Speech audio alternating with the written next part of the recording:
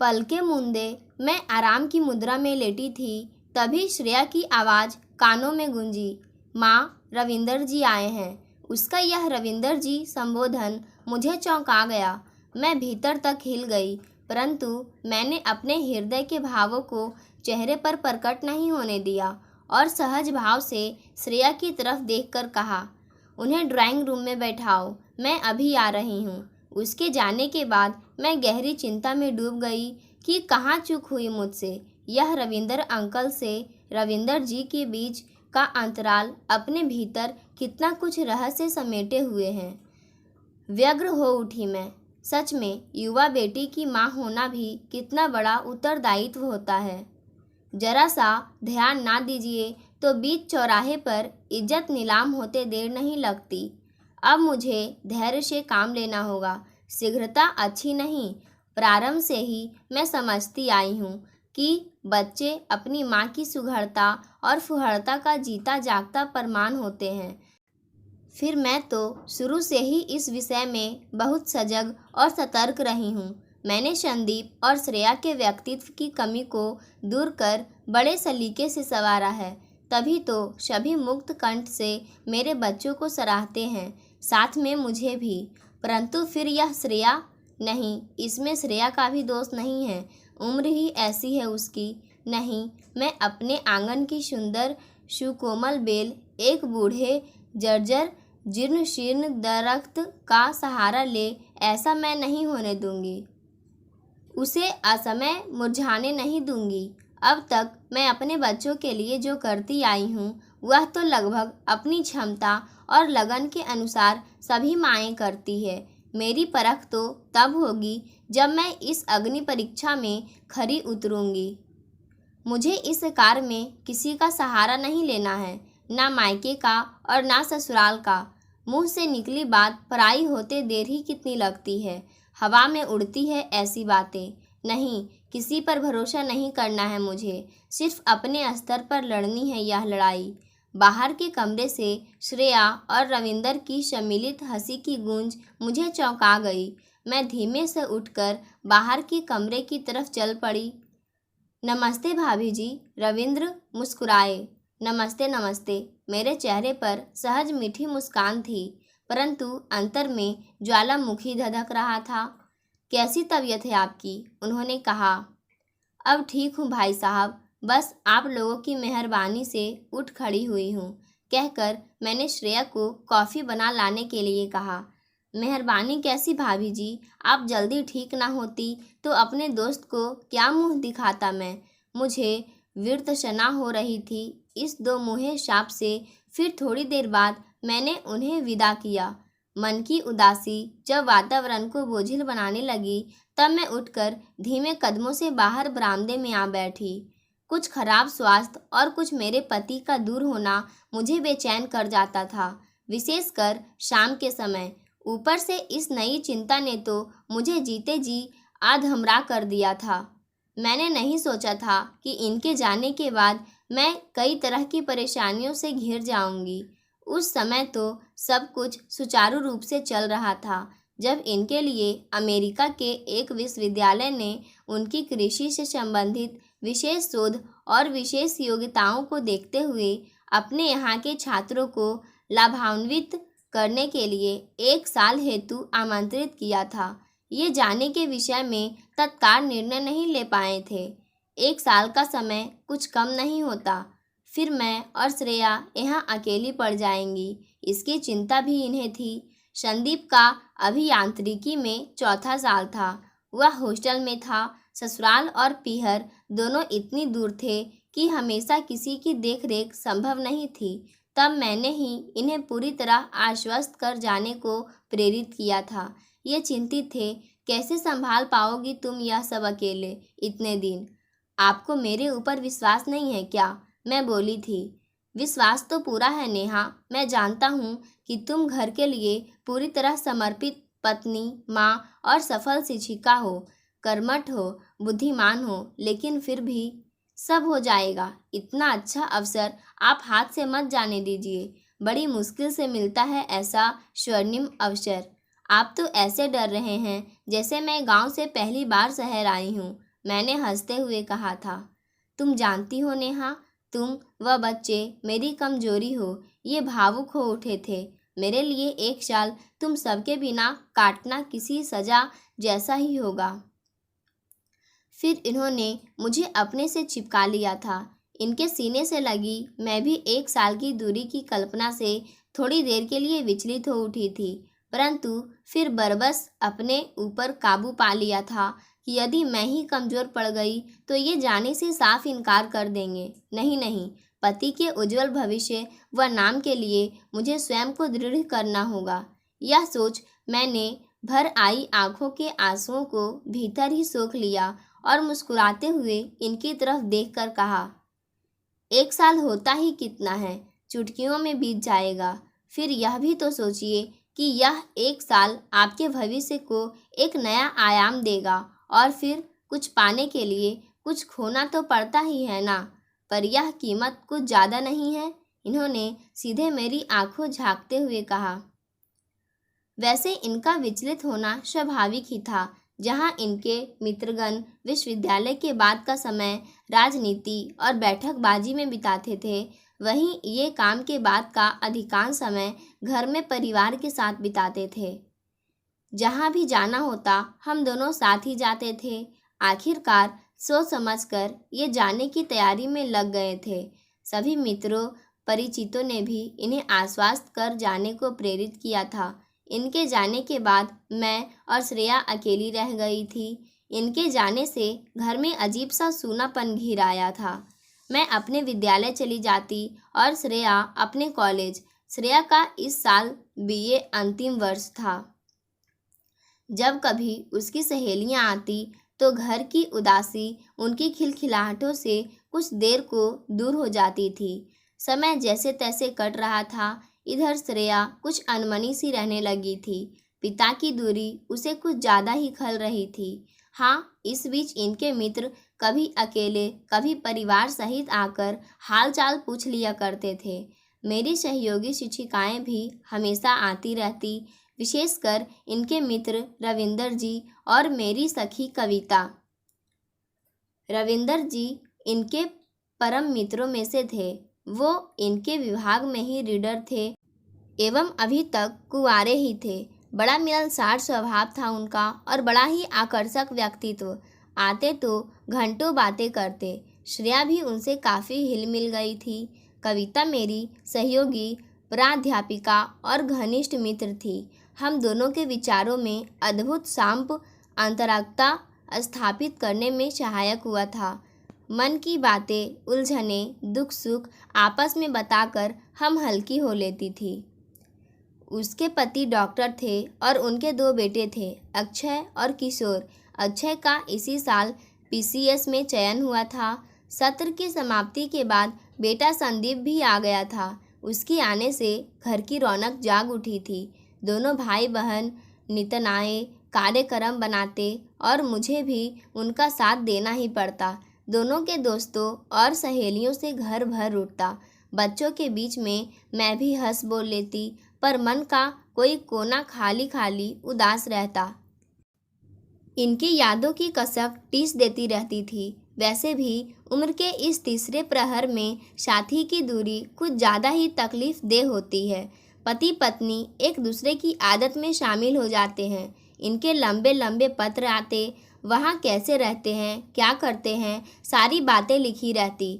जिस दिन पत्र मिलता मैं और श्रेया बार बार पढ़ते। कई दिन तक मन तरोताज़ा एवं खुश रहता। फिर दूसरे पत्र का इंतज़ार शुरू हो जाता। एक दिन विद्यालय में कक्षा लेते समय एकाएक जोर का चक्कर आ जाने से मैं गिर पड़ी। छात्राओं तथा मेरे अन्य सहयोगियों ने मिलकर मुझे तुरंत अस्पताल पहुंचाया। डॉक्टर ने उच्च रक्तचाप बतलाया और कम से कम 1 महीना आराम करने की सलाह दी। इस बीच श्रेया बिल्कुल अकेली पड़ गई। घर, अपना, विद्यालय और फिर मुझे तीनों को संभालना उस अकेली के लिए बड़ा मुश्किल हो रहा था। तब रविंदर जी और कविता ने काफ़ी सहारा दिया। मेरी तो तबीयत खराब थी, इसलिए जो भी आता उसकी श्रेया से ही बातें होती। हाँ, कविता आती तो विद्यालय के समाचार मिलते रहते। रविंदर जी भी मुझसे हाल पूछ श्रेया से ही अधिकतर बातें करते रहते। इधर रविंदर जी और श्रेया में काफ़ी पटने लगी। आश्चर्य तब होता जब मेरे सामने आते ही दोनों असहज होने लगते। बस इसी बात ने मुझे चौकन्ना किया। रविंदर जी और श्रेया, बाप बेटी का सा अंतर। मेरे पति से बस 2-4 साल ही छोटे होंगे वे। कनपटियों पर से सफ़ेद होते बाल, इकहरा शरीर, चुस्त दुरुस्त पोशाक और बातें करने का अपना एक विशिष्ट आकर्षक अंदाज, सब मिलाकर मर्दाना खूबसूरती का प्रतीक। मुझे आश्चर्य होता कि मेरा हाल पूछने आए रविंदर मेरा हाल पूछना भूल खड़े खड़े ही श्रेया को आवाज़ लगाते कि श्रेया आओ, तुम्हें बाहर घुमा लाऊं, बोर हो रही होगी। और श्रेया भी अभी आई कहकर झट अपनी खूबसूरत पोशाक पहन सैंडल खटखटाती बाहर निकल जाती।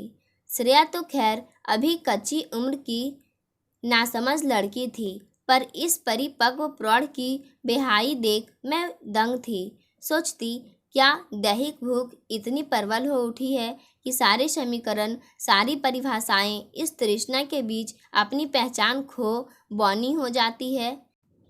नैतिकता अतृप्ति की अंधी अंतहीन गलियों में कहीं गुम हो जाती है।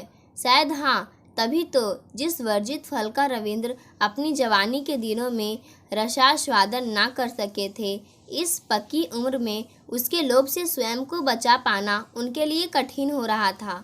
वैसे भी बुढ़ापे में अगर मन विचलित हो जाए तो उस पर नियंत्रण करना कठिन ही होता है। जिस सुकोमल कमनीय सुंदर श्रेया पर दिग्भ्रमित हो उठे थे रविंदर जी, वे आए दिन उसके लिए उपहार लाने लगे थे। कभी शलवार कुर्ती, कभी स्कर्ट ब्लाउज, तो कभी नाइटी। श्रेया भी उन्हें सहर्ष ग्रहण कर लेती।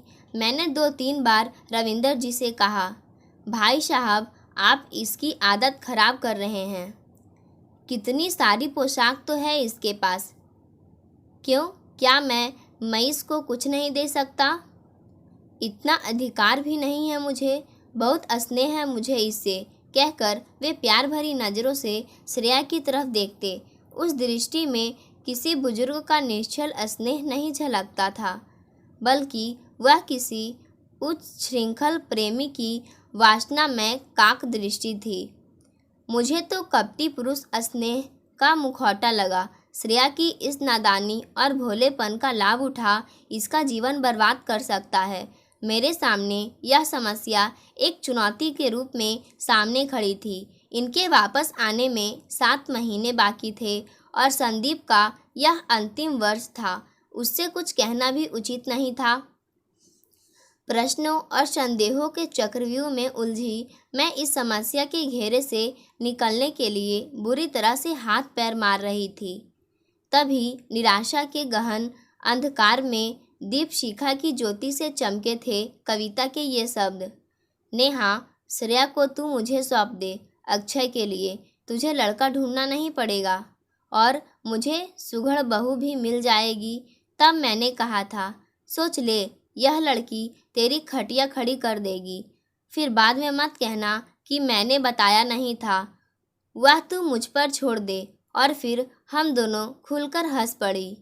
कविता के कहे इन शब्दों ने मुझे डूबते को तिनके का सहारा दिया। मैंने तुरंत उसे फ़ोन किया, कविता, आज तू सब परिवार मेरे घर खाने पर आ जा। अक्षय किशोर से मिले भी बहुत दिन हो गए। रात का खाना साथ ही खाएंगे। क्यों, एकाएक तुझे ज़्यादा शक्ति आ गई क्या? कहे तो 10-20 लोगों को और अपने साथ ले आऊं? उसने हंसते हुए कहा, नहीं नहीं, आज मन बहुत उब रहा है, सोचा घर में थोड़ी रौनक हो जाए। अच्छा जी, तो अब हम नौटंकी के कलाकार हो गए। ठीक है भाई, आ जाएंगे सरकार का मनोरंजन करने। मन मस्तिष्क पर छाया तनाव का कोहरा काफ़ी हद तक छट चुका था और मैं नए उत्साह से शाम की तैयारी में जुट गई। रम्या को निर्देश दे मैंने कई चीज़ें बनवा ली थी। श्रेया ने सारी तैयारियां देखकर कहा था, माँ क्या बात है, आज आप बहुत मूड में हैं और यह इतना सारा खाना क्यों बन रहा है? बस यूँ ही, और शाम को कविता, अक्षय, किशोर और डॉक्टर साहब भी आ रहे हैं। खाना यहीं खाएंगे। अक्षय नौकरी मिलने के बाद से पहली बार घर आया है ना, मैंने सोचा एक बार तो खाने पर बुलाना ही चाहिए। हाँ, तू भी घर पर ही रहना, मैंने कहा। पर माँ, मेरा तो रविंदर जी के साथ फिल्म देखने का कार्यक्रम था। देख बेटी, फिल्म तो कल भी देखी जा सकती है। आंटी सबके साथ आ रही है, मेरे सिवा एक तू ही तो है घर में। तू भी चली जाएगी तो कितना बुरा लगेगा उन्हें। ऐसा कर, तू रविंदर अंकल को फ़ोन करके बता दे कि तू नहीं जा पाएगी। मैंने भीतर की चिढ़ को दबाते हुए प्यार से कहा। ठीक है माँ, श्रेया ने अनमने ढंग से कहा। शाम को कविता, डॉक्टर साहब, अक्षय, किशोर सभी आ गए। विनोदी स्वभाव के डॉक्टर साहब ने आते ही कहा, बीमारी से उठने के बाद तो आप और भी तरोताज़ा व खूबसूरत लग रही हैं नेहा जी।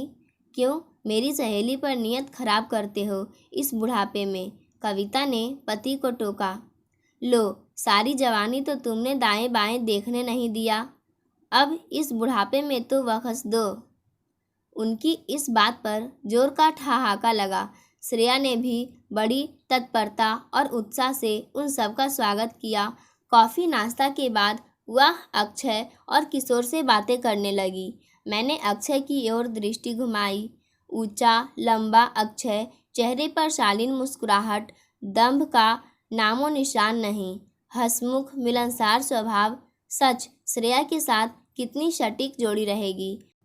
मैं सोचने लगी। डॉक्टर साहब और कविता के साथ बातें करते हुए भी मेरे मन का चोर अक्षय और श्रेया की गतिविधियों पर दृष्टि जमाए बैठा रहा। मैंने अक्षय की आंखों में श्रेया के लिए प्रशंसा के भाव तैरते देख लिए। मन थोड़ा आश्वस्त तो हुआ, परंतु अभी श्रेया की प्रतिक्रिया देखनी बाकी थी। बातों के बीच ही श्रेया ने कुशलता से खाना मेज पर लगा दिया। डॉक्टर साहब और कविता तो श्रेया के सलीके से परिचित थे ही। श्रेया के मोहक रूप और दक्षता ने अक्षय पर भी काफ़ी प्रभाव डाला। खुशगवार माहौल में खाना खत्म हुआ तो अक्षय ने कहा, आंटी, आपसे मिले और आपके हाथ का स्वादिष्ट खाना खाए बहुत दिन हो गए थे। आज की यह शाम बहुत दिनों तक याद रहेगी। विदा होने तक अक्षय की मुग्ध दृष्टि श्रेया पर टिकी रही और श्रेया हंसती बोलती भी बीच बीच में कुछ सोचने सी लगी, मानो बड़ी असमंजस में हो। चलते चलते डॉक्टर साहब ने कविता को छेड़ा, मैडम, आप सिर्फ खाना ही जानती हैं या खिलाना भी? कविता ने उन्हें प्यार भरी आंखों से घूरा और झट से मुझे और श्रेया को दूसरे दिन रात के खाने का न्योता दे डाला। मेरे लिए तो यह मुँह मांगी मुराद थी, अक्षय और श्रेया को शमीप करने के लिए। दूसरे दिन जब रविंदर जी आए तो श्रेया ने कुछ ज़्यादा उत्साह नहीं दिखाया। फिल्म के लिए जब उन्होंने पूछा तो उसने कहा, आज कविता आंटी के यहाँ जाना है माँ के साथ, इसलिए उसने बात अधूरी छोड़ दी। तो वे थोड़ी देर बैठने के बाद चले गए। मैं भीतर ही भीतर पुलकित हो उठी। मुझे लगा कि प्रकृति शायद स्वयं श्रेया को समझा रही है और यही मैं चाहती भी थी। दूसरे दिन शाम को कविता के यहाँ जाने के लिए तैयार होने से पहले मैंने श्रेया से कहा, श्रेया, आज तू गुलाबी साड़ी पहन ले। कौन सी? वह जॉर्जेट की जरी किनारे वाली। हाँ हाँ, वही। इस साड़ी के लिए हमेशा नान नुकुर करने वाली श्रेया ने आज चुपचाप वही साड़ी पहन ली। यह मेरे लिए बहुत आश्चर्य की बात थी। गुलाबी सी साड़ी में खूबसूरत श्रेया का रूप और भी निखर आया। ना चाहते हुए भी एक बार फिर मेरी दृष्टि उसके ऊपर चली गई। अपलक ठगी सी कुछ क्षण तक मैं अपनी मोहक सलोनी बेटी का अप्रतिम अनुपम निर्दोष सौंदर्य देखती रह गई। चलिए न माँ, क्या सोचने लगी? श्रेया ने ही उबारा था इस स्थिति से मुझे। कविता के घर पहुँचते पहुँचते हल्की सांझ घिर आई थी। डॉक्टर साहब, कविता, अक्षय सभी लॉन में ही बैठे थे। किशोर शायद अपनी किसी दोस्त से मिलने गया था। हम दोनों जब उनके समीप पहुँचे तो सभी की दृष्टि कुछ पल को श्रेया पर स्थिर हो गई। मैंने अक्षय की ओर देखा तो पाया कि यंत्रविध सी सम्मोहित उसकी आंखें पलक झपकना भूल श्रेया को एकटक निहारे जा रही थी। अरे भाई, इन्हें बिठाओगी भी? तुम लोग की खड़े खड़े ही विदा कर देने का इरादा है? डॉक्टर साहब ने सम्मोहन भंग किया। अरे हाँ हाँ, बैठो नेहा, कविता ने कहा और फिर हाथ पकड़ अपने पास ही श्रेया को बिठाते हुए मुझसे बोली, नेहा, आज मेरी नज़र श्रेया को ज़रूर लगेगी, बहुत ही प्यारी लग रही है। मेरी भी, डॉक्टर साहब ने छेड़ा तो श्रेया शर्मा उठी। अंकल, क्यों मेरी खिंचाई कर रहे हैं? इसलिए कि तू और लंबी हो जाए, उन्होंने पट से कहा और ज़ोर से हंस पड़े। कुछ देर इधर उधर की बातों के बाद कविता कॉफ़ी बनाने उठी थी, पर श्रेया ने तुरंत उन्हें बिठा दिया। कॉफ़ी मैं बनाती हूँ आंटी, आप लोग बातें कीजिए। हाँ हाँ, मैं भी यही चाह रही थी बेटी। इनके हाथ का काढ़ा पीने से बेहतर है ठंडा पानी पीकर संतोष कर लिया जाए। डॉक्टर साहब ने कविता को तिरछी दृष्टि से देखकर कहा तो हम सभी हंस पड़े। श्रेया उठी तो अक्षय ने तुरंत कहा, चलिए मैं आपकी मदद करता हूँ। दोनों को साथ साथ जाते देख डॉक्टर साहब बोले, वाह, कितनी सुंदर जोड़ी है। सच, कविता ने समर्थन किया। फिर मुझसे बोली, नेहा, श्रेया मुझे और इन्हें बेहद पसंद है और मुझे ऐसा लग रहा है कि अक्षय भी उससे प्रभावित है, क्योंकि अभी तक तो शादी के नाम पर 36 बहाने करता था, परंतु कल जब मैंने श्रेया के लिए पूछा तो मुस्कुरा कर रह गया। अब अच्छी नौकरी में भी तो आ गया है, मुझे उसकी शादी करनी ही है। नेहा अगर कहे तो अभी मंगनी कर देते हैं, शादी भाई साहब के आने पर कर देंगे। वैसे तू श्रेया से पूछ ले। हर्ष के अतिरेक से मेरी आंखें भर आई। कविता ने मुझे किस मनोस्थिति से उबारा था, इसका रंच मात्र भी आभास नहीं था। भरे गले से मैं उससे बोली, मेरी बेटी को इतना अच्छा लड़का मिलेगा कविता, मैं नहीं जानती थी। उससे क्या पूछूं? अक्षय जैसा लड़का है, ऐसे सास ससुर और इतना अच्छा परिवार। सच, मुझे तो घर बैठे हीरा मिल गया। मैंने भी नहीं सोचा था कि इस बुध अक्षय के हिस्से में ऐसा चांद का टुकड़ा आएगा, कविता बोली थी। और मैंने तो सपने में भी नहीं सोचा था कि मुझे इतनी हसीन समधिन मिलेगी, डॉक्टर साहब ने हंसते हुए कहा। तो हम सब एक बार फिर से हंस पड़े। तभी एकाएक चौंक पड़े थे डॉक्टर साहब। अरे भाई, यह कबूतरों की जोड़ी कॉफ़ी उगा रही है क्या अंदर? तब मैं और कविता रसोई की तरफ चली, पर द्वार पर ही ठिठक कर रुक जाना पड़ा। कविता ने मेरा हाथ धीरे से दबाकर अंदर की ओर इशारा किया तो मैंने देखा अंदर गैस पर रखी हुई कॉफ़ी उबल उबल कर गिर रही है और सामने अक्षय श्रेया का हाथ थामे हुए धीमे स्वर में कुछ कह रहा है। श्रेया की बड़ी बड़ी हिरनी सी आंखें शर्म से झुकी हुई थी और उसके पतले गुलाबी होठों पर मीठी प्यारी सी मुस्कान थी। मैं और कविता धीमे कदमों से बाहर चली आई। उफनती नदी का चंचल बहाव पर कीर्ति ने सही दिशा की ओर मोड़ दिया था। पाठकों, आज की कहानी यहीं समाप्त होती है। धन्यवाद।